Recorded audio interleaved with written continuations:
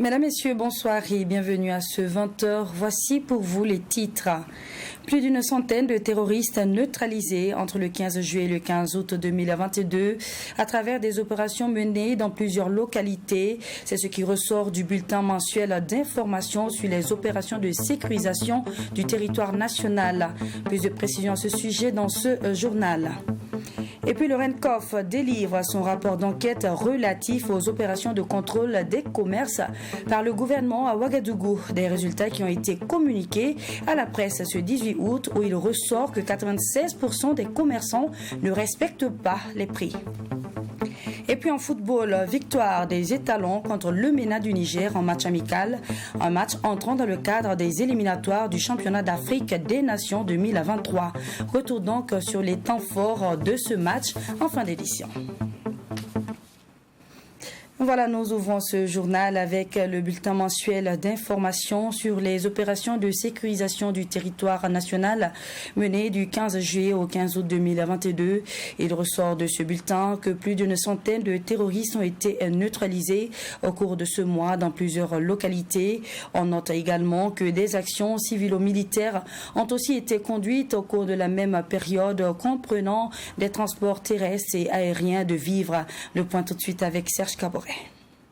Une centaine de terroristes abattus dans la période du 15 juillet au 15 août 2022, c'est ce qui ressort du bulletin mensuel d'information sur les opérations de sécurisation du territoire national communiqué par le commandement des opérations du territoire national (COTN). En effet, plusieurs actions offensives, des opérations de ciblage ainsi que des opérations de soutien aux populations ont permis de réduire la liberté de manœuvre des groupes armés terroristes. Le 25 juillet 2022, une action coordonnée de riposte a visé des terroristes qui, après avoir tenté d'attaquer le détachement militaire de Kelbo, ont été interceptés par les unités aériennes et terrestres déployées en renfort. Après un bilan consolidé, au moins 50 terroristes ont été abattus. Des véhicules pick-up, une trentaine de motos et d'importantes quantités d'armement ont été récupérés. Aussi, une embuscade ayant visé une unité du détachement militaire de Bourzanga en reconnaissance avec un groupe de VDP a également été repoussée à hauteur de la localité de Boulunga. La riposte de l'unité combinée à l'appui aérien a permis de neutraliser au moins 34 terroristes et de récupérer leur logistique. Au cours de cette action de riposte, le COTN déplore la perte en vie humaine de 4 militaires et de 9 VDP. D'autres opérations de ciblage conduites dans les régions du nord, de l'est, du centre-est, du Sahel, de la Boucle du Moun et du centre-ouest ont permis de neutraliser une trentaine de terroristes et détruire des bases logistiques dont le camion-citerne enlevé dernièrement dans la zone de Nounan ainsi que l'interpellation de plusieurs informateurs et logisticiens terroristes. Sur le point de la situation sécuritaire à Séguénéga, le bulletin d'information renseigne que le 8 août 2022, des terroristes ont attaqué la localité de Sima à quelques kilomètres de Séguénéga, causant la mort de 5 VDP et 5 civils. Cet incident a créé une certaine psychose au sein des populations et certains habitants ont dû quitter temporairement la localité. Des unités militaires ont été déployées dans la zone pour conduire des opérations de sécurisation, ce qui a permis un retour rapide des populations dans la localité et celles environnantes. Des actions civilo-militaires ont par ailleurs été conduites au cours de la même période, comprenant des transports terrestres et aériens de vivres ainsi que de personnel de l'administration et des sociétés publiques, sans oublier les escortes de commerçants pour des approvisionnements en marchandises dans plusieurs localités. Plusieurs tonnes de vivres et de denrées diverses ont été convoyées par les airs au profit des populations de Seba, Kelbo, Pama, Solé, Tankwalou et Titao grâce aux efforts des armées de l'air du Burkina Faso et du Niger. Par ailleurs, les équipes du génie militaire, en collaboration avec le ministère en charge des infrastructures, poursuivent les actions de réparation d'infrastructures endommagées du fait de l'action des groupes terroristes dans certaines zones.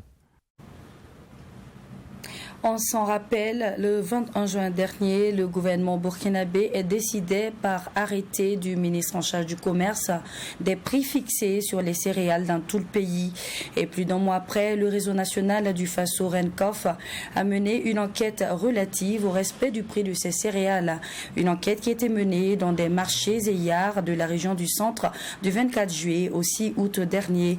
Fort était de constater que 96% des commerçants ne respectent pas les prix. Les résultats de l'enquête ont été communiqués à la presse le 18 août, suivis de quelques recommandations pour le bien-être des populations. Sarah Kaboré avec la voix de Fatima Tanikema. C'est cette cour de famille modeste que le réseau national des consommateurs du Faso Renkof a choisi pour présenter son rapport d'enquête sur le respect des prix de céréales. Installé à côté de cette cuisine avec aucune marmite au feu, symbole du panier de la ménagère en crise avec la flambée des prix des denrées alimentaires. Selon l'enquête menée par le réseau national des consommateurs du Faso Renkof, du 24 juillet au 6 août 2022, plus de 96% de commerces dans la région du centre ne respectent pas les prix des céréales fixés par le gouvernement. Selon le Renkof, l'enquête a été menée dans 27 commerces situés dans 15 marchés de la région du centre, notamment les marchés de Katria, de Tampuy et de Kilouin, soit un mois après l'arrêté gouvernemental édictant les prix. 96,30% ont reconnu ne pas respecter les prix du maïs blanc et du maïs jaune. Il n'y a en tout et pour tout que 3,70% qui disent, et en réalité c'est un seul commerce dans la ronde qui a reconnu appliquer les 25 000 francs CFA pour le maïs blanc et le maïs jaune.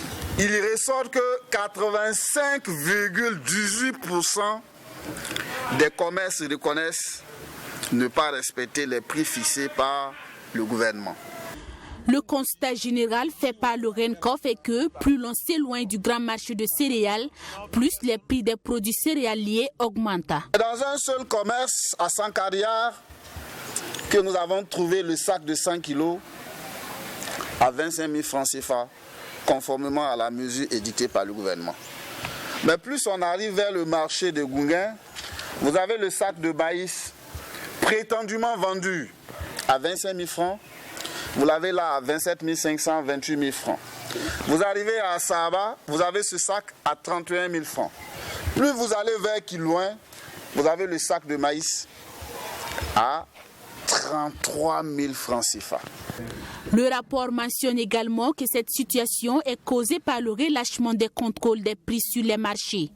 Il va plus loin.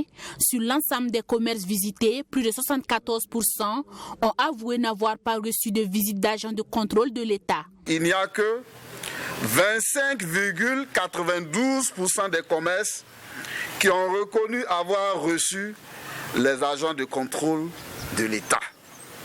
Sur les 25% qui disent avoir reçu, combien de visites? À 100%, ils nous disent qui n'ont reçu de visite qu'une et une seule fois. Vous trouverez seulement 42% qui disent que la dernière visite date de moins de 2 semaines. Sinon, vous avez plus de 57% qui vous disent que la dernière visite remonte à plus d'1 an. Pour mieux réguler les prix sur les marchés, Adama Bayala et ses camarades suggèrent au gouvernement d'entreprendre de larges concertations sur la fixation des prix des denrées alimentaires sur toute l'étendue du territoire. Toujours selon un arrêté du ministère en charge du commerce fixant les nouveaux tarifs du carburant, le litre du Super 91 passe de 715 à 750 francs CFA et celui du gasoil de 645 à 675 francs CFA. Une décision qui a pris effet à partir d'aujourd'hui même, 19 août 2022. Et pour ce faire, une de nos équipes était sur le terrain dans la matinée de ce 19 août afin de constater l'effectivité de cette décision. Le constat dans ce reportage signé Fatima Talikema. Il est 10h à la station Shell située dans la commune de Saba ce 19 août 2022. Ici, les nouveaux prix à la pompe du Super 91 et du gasoil sont appliqués. Sur une affiche manuscrite, les clients sont informés des nouveaux tarifs à la pompe car les opérateurs chargés de l'affichage des nouveaux prix sur leurs compteurs se font encore attendre. Ça nous a surpris. Bon, hier nuit, j'ai vu ça sur les réseaux sociaux. Et bon, je ne sais pas ce qui explique ça. Bon, il faudrait que le gouvernement nous explique pourquoi il y a eu augmentation, que nous aussi on puisse savoir. Les usagers qui se sont fait servir du carburant dans cette station ont effectivement déboursé 35 francs CFA de plus sur le litre du Super 91 et 30 francs CFA de plus sur le litre du gasoil. S'ils apprécient positivement la procédure mise en place pour informer les clients, ils déplorent cette nouvelle hausse du prix du carburant. Je suis sûr que ça ne sera pas la dernière. D'ici là encore, on s'est sûr qu'à l'allure où ça va là, on ne sait pas vraiment jusqu'à où ça va s'arrêter. Voilà, jusqu'à où ça va s'arrêter. Je ne sais vraiment pas quoi dire. Voilà, parce que le problème est que ça aura un impact aussi sur tout. Quand le prix de l'essence augmente, et ça touche aussi les denrées alimentaires. Puisque pour transporter les denrées alimentaires, il faut de l'essence. Donc, j'exhorte nos gouvernants de songer à ça, puisque le pays va très mal.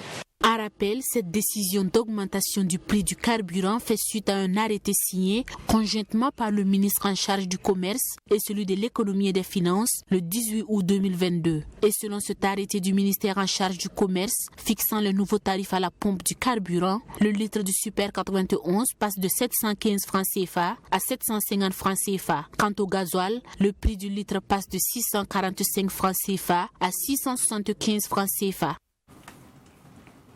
Le ministère en charge de l'Éducation nationale a tenu une conférence de presse le 19 août avec pour objectif la mise en œuvre du statut particulier du métier, éducation, formation et promotion de l'emploi.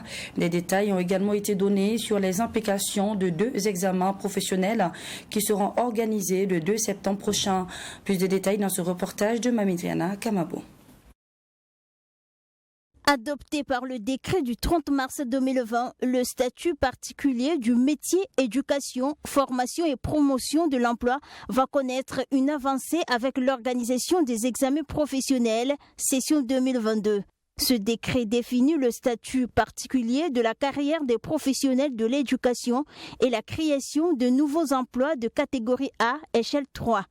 Tous ces acteurs peuvent être admis à l'examen pourvu qu'ils aient la moyenne requise de 10 sur 20. Ceux qui doivent prendre part à l'examen de reclassement dans l'emploi de professeurs certifiés des écoles, l'effectif a été estimé à 38 530. Et pour ce qui concerne la petite enfance, l'effectif avait été estimé à 440. Donc nous avons une incidence financière globale de 24 578 361 706 francs CFA. Ça, c'est l'incidence financière qui va donc intervenir au niveau de leur situation de carrière.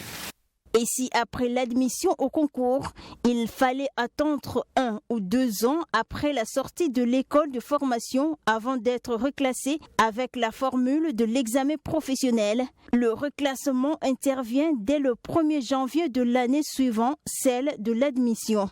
Si toutes les épreuves sont administrées avant la fin de cette année 2022, les candidats admis devront commencer à bénéficier des avantages liés à leur nouvel emploi dès le 1er janvier 2023.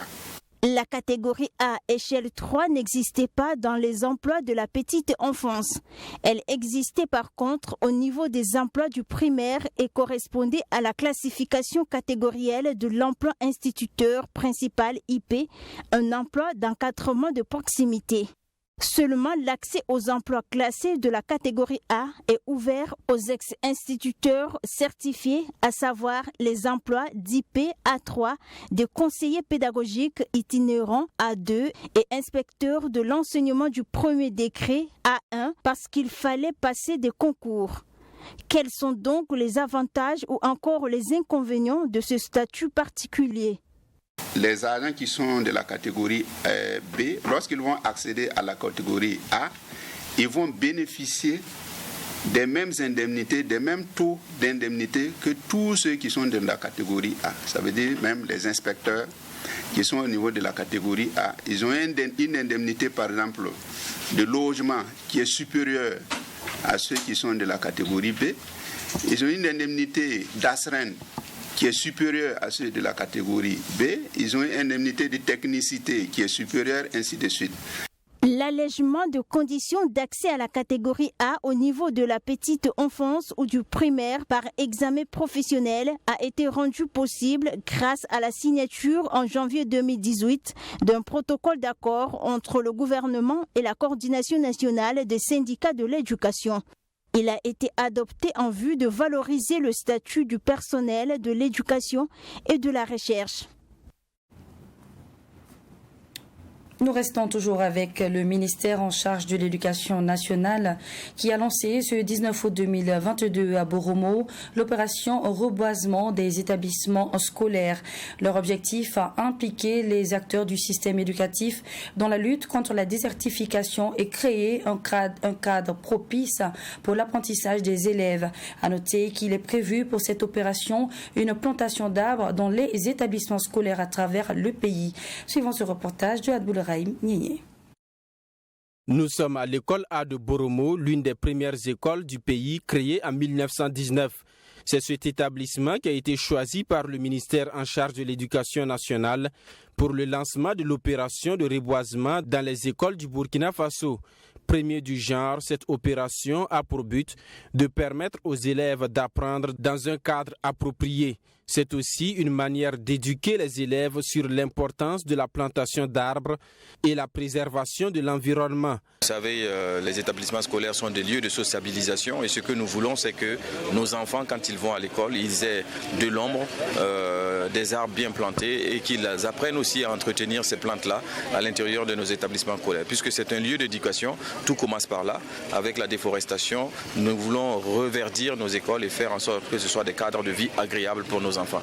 Nous commençons par cette belle école de Boromo qui est une école centenaire, il faut le rappeler, qui mérite toute notre attention et donc nous avons décidé de démarrer cette journée, ce programme de reboisement de nos établissements ici. Le ministre en charge de l'éducation nationale, Lionel Bilgo, a souligné la nécessité de protéger et d'entretenir les plants mis en terre. En cela, l'Association des jeunes pour la protection de l'environnement s'est engagée à veiller sur la réussite des plans. La protection de l'environnement, c'est un acte éco-citoyen. Nous avons besoin de nos besoins vitaux et primordiaux.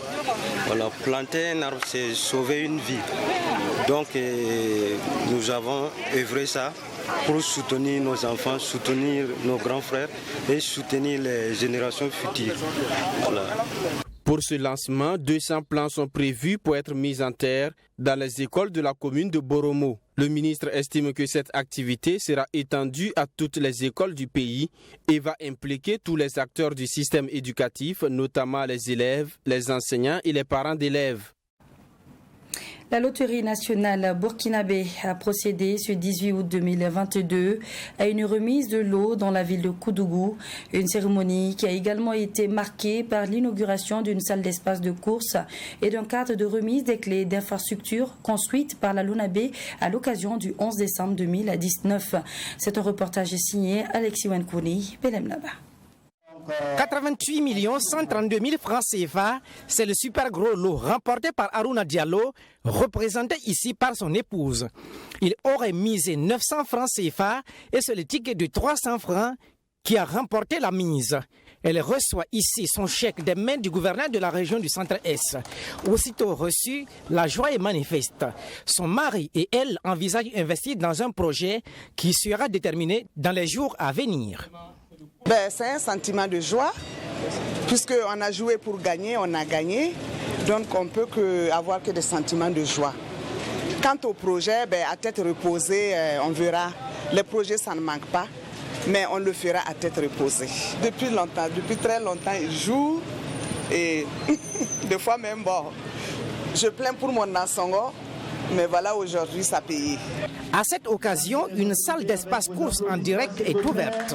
Elle dispose de 3 guichets de vente dont 2 fonctionnels.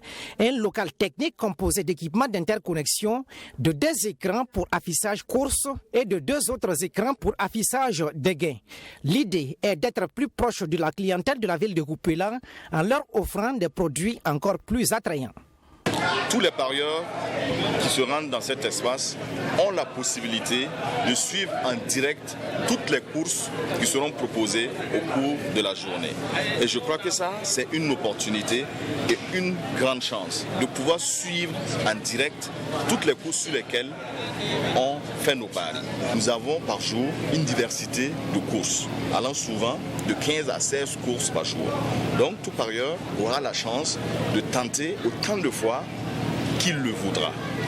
La directrice des finances et de la comptabilité de la direction régionale du centre S de la Lonabé affiche sa satisfaction quant à la remise du super lot aux gagnants ainsi qu'à l'ouverture de cet espace course en direct. Elle invite les parieurs à faire confiance en la Lonabé. La Lonabé, comme son slogan l'indique, les lots aux gagnants, les bénéfices aux FASO. Donc la Lonabé ce matin a procédé à l'ouverture effectivement de ce grand espace course en direct à Kupela et à la remise également d'un gros lot à un heureux gagnant de plus de 88 millions qui a fait confiance à la Lonabé. Nous sommes vraiment très heureux ce matin d'être là, une forte délégation composée de dames et avec le DR en personne. Cette cérémonie a servi également de cadre pour la remise des clés des infrastructures construites par la Lonabé à l'occasion de la commémoration du 11 décembre 2019. Ce sont entre autres la maison des jeunes de Tinkodogo, celle des artisans de la dite localité, ainsi que celle des jeunes de Garango, d'un coût de réalisation estimé à plus de 495 millions de francs CFA. En plus de ces réalisations, la Lonabé a engagé la construction du futur siège de la direction régionale du centre S à Kupela, pour être précis, à hauteur de 927 millions de francs CFA. L'artiste burkinabé de l'Afrobeat Tania sera en concert au stade municipal de Ouagadougou le 12 novembre prochain. L'annonce a été faite ce 18 août 2022 lors d'une conférence de presse. Un concert qu'elle a d'ailleurs baptisé The Dream et qui sonne comme une invite à un rêve collectif de faire de ce concert une réussite. Les précisions dans ce compte-rendu de Job Lankwandé et de Privat Walbego. Comme le groupe Yelen en 2004 et Smarty en 2021, l'artiste burkinabé Tania tiendra son concert au stade municipal de Ouagadougou le 12 novembre prochain. À travers un spectacle surnommé par l'artiste The Dream, Tania entend faire de ce concert un rêve pour tous les Burkinabés au stade municipal constitué de 15 000 places. Le Burkina Faso est très éprouvé par la crise sécuritaire, a laissé entendre l'artiste, et ce concert témoigne de sa volonté de promouvoir la résilience des Burkinabés face à cette situation qui endeuille le pays. C'est le rêve de, comme je l'ai dit entre-temps, de faire un spectacle devant beaucoup de personnes, voilà, et avec un très très beau spectacle où tous les jeunes sont réunis, ou du moins tous les Burkinabés sont réunis, en train de chanter en chœur, encore en train de sourire, vous voyez, parce que l'année n'a pas été du tout facile, l'année n'a pas du tout été facile, et on espère que d'ici la fin de cette année, qu'on puisse encore avoir ce sourire-là aux lèvres au 13, ou du moins au soir du 12. Ce concert se veut très ambitieux car il nécessite une forte mobilisation des mélomanes et le déploiement d'une grande logistique. Un rêve qui ne sera réalisable que grâce au concours de toute la jeunesse burkinabé, selon le président du comité d'organisation. Attendez-vous à du rêve, attendez-vous à de la créativité, attendez-vous à de l'innovation, attendez-vous à un spectacle digne de ce nom. Les tickets qui coûteront 5 000 et 2 000 francs seront disponibles un peu partout, pour ne même pas dire dans vos salons. Nous avons toute une équipe de distributeurs professionnels qui vont traquer, qui vont amener les tickets chaque fois que le besoin sera.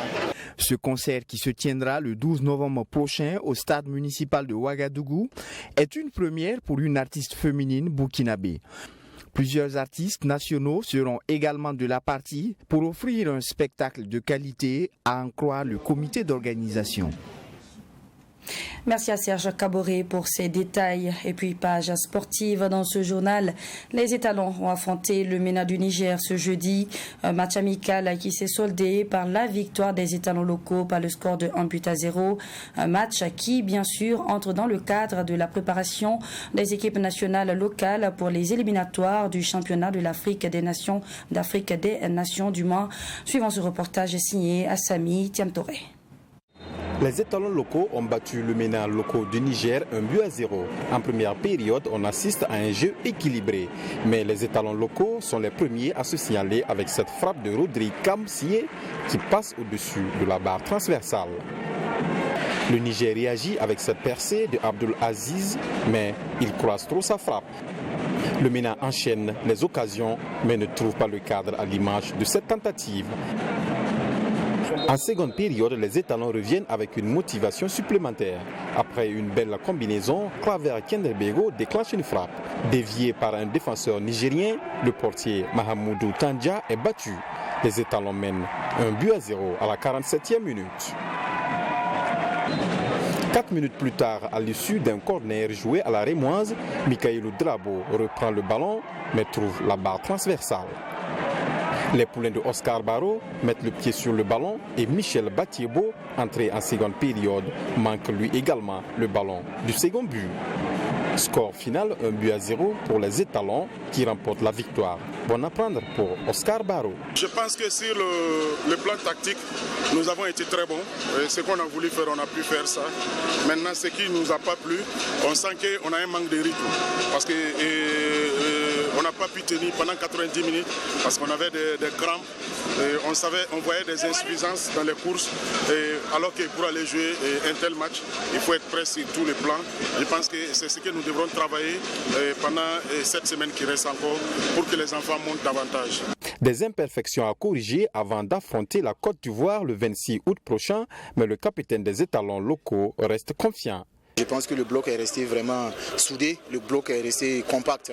On a joué contre les équipes du championnat, mais le niveau n'était pas aussi élevé que cette équipe nigérienne qui a vraiment de l'expérience. Voilà, je pense que les jeunes ont montré de quoi ils sont capables ce soir. Tout n'est pas parfait, on va continuer à travailler pour vraiment parfaire les imperfections avant le match contre la Côte d'Ivoire.